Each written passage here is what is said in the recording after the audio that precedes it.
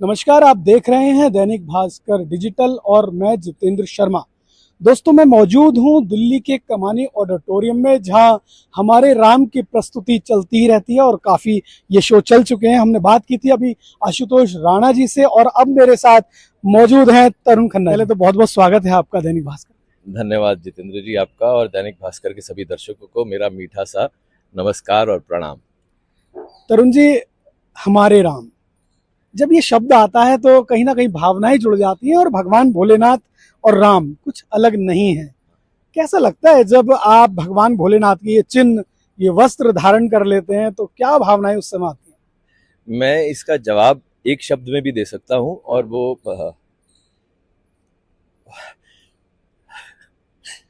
देखिए, भावुक इसे कहते हैं, भगवान की वाकई कृपा रहना। वो शब्द है सत्संग। ये हमारे लिए सत्संग है। और देख रहे हैं आप, जिसके जिसके अटायर में मैं हूं, कभी सोचा नहीं था कि ये इतना प्यार मिलेगा इस शो को या इस कैरेक्टर को। टेलीविजन पे लोग जब देखते हैं तो हम तो देखिए साधारण इंसान हैं, गलतियां करते हैं, बहुत सारी गलतियां की हैं और आगे भी करते रहेंगे। कोशिश यही करते ना करें, लेकिन हो जाती है। लेकिन लोगों का प्यार जो इस पहरावे के लिए है, हमारे भोलेनाथ के लिए है, वो उसके तो मेरे पास शब्द ही नहीं है। मैं 100 जन्म लेकर भी उनका आभार चुका नहीं सकता। इतना ज़्यादा मैं उससे भावुक हो जाता हूँ, ओवरवेल्म्ड हो जाता हूँ मैं। तो हमारे लिए ये शो सत्संग है।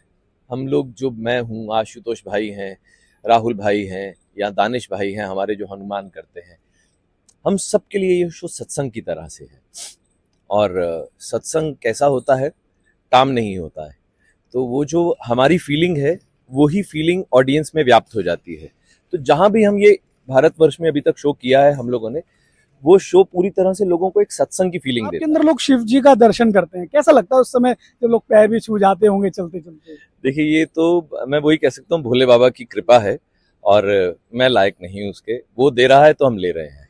वीर हनुमान की अगर बात करें तो शिवजी जितने ही प्यार मुझे हनुमान जी से भी है।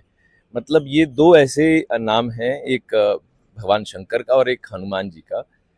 मुझसे कुछ भी करवाया जा सकता है इनका नाम लेके। मैं उतना ज्यादा भावुक हो जाता हूँ, उतना ज्यादा समर्पित हूँ इन दोनों को लेकर। और हनुमान जी के शो में एक बहुत ही बढ़िया मोड़ ये आया है, जब हनुमान जी बालक हैं अभी, तो दिखाया है कि उन्हें जब सभी देवता मिलके कुछ ना कुछ शक्तियां, नवनिधि और अष्ट सिद्धियां उन्हें तब प्राप्त हुई थी जब छोटे बालक थे।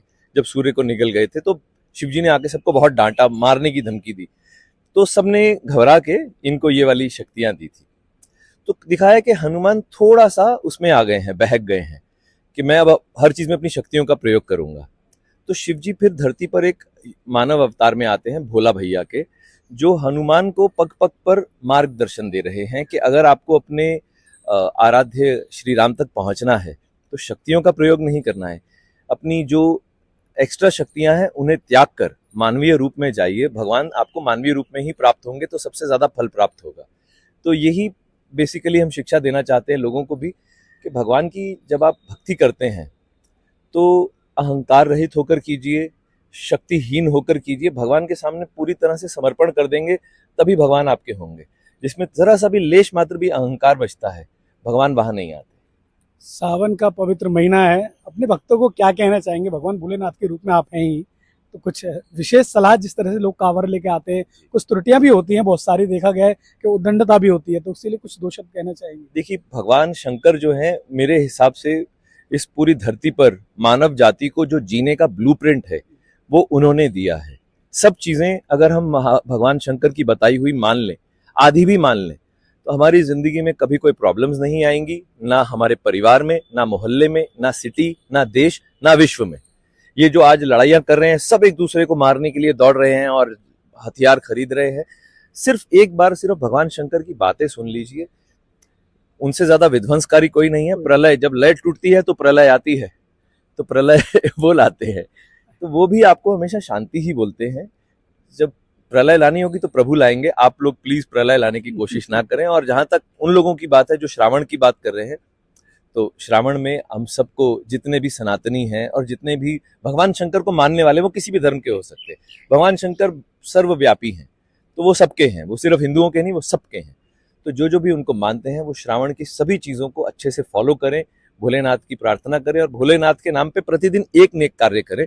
आप देखिए दुनिया में अपने आप बदलाव आ रहा है। अरुण खन्ना शिक्षाविद थे, अमेरिका से रिटर्न है, मतलब इतने लेखक होने के बावजूद अचानक से क्या हुआ कि भाई हमारे राम सीरियल करना है, बहुत सारे सीरियल छोड़ के? देखिए मैंने ये भगवान शंकर का रोल सब जगह कर लिया है, सिर्फ थिएटर एक रह गया था। ये एक ऐसी विधा है जो एक आर्टिस्ट को सबसे बड़ा चैलेंज देती है। आज हमारा 260वां प्रस्तुति है और यकीन मानिए मैं अभी अभी परफॉर्म करके आ रहा हूँ थोड़ी देर पहले, और मैं यही बात कर रहा था कि इस पूरी यूनिट में 120 प्लस लोग हैं हम, सबसे ज्यादा नर्वस और सबसे ज्यादा डरा हुआ हर बार मैं ही होता हूँ, क्योंकि मुझे तांडव करना होता है। और हर बार भगवान त्रुटि नहीं कर सकते, भगवान फ्लॉलेस होते हैं, भगवान में कोई आपको जरा सा भी एक सलवट भी नहीं पड़ सकती।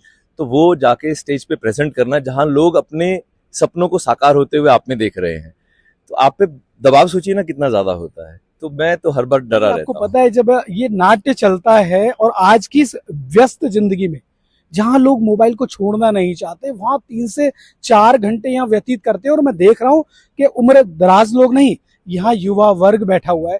तो उस समय देखकर क्या लगता है, नहीं आज भी लोग अपनी संस्कृति के प्रति जागरूक हो रहे हैं या हो चुके? जी, देखिए मैंने सबसे पहला शब्द लिया सत्संग। सत्संग क्या होता है? सत्संग यानी अच्छा संग। तो जब अच्छा संग मिलता है ना, ये मोबाइल वगैरह पे जो हम रील्स देखते हैं ये सब माया की दुनिया है, ये माया राहु जकड़ता है जब हमें, तो ये सब हमारे को ये रील्स वगैरह राहु जकड़ रहा है।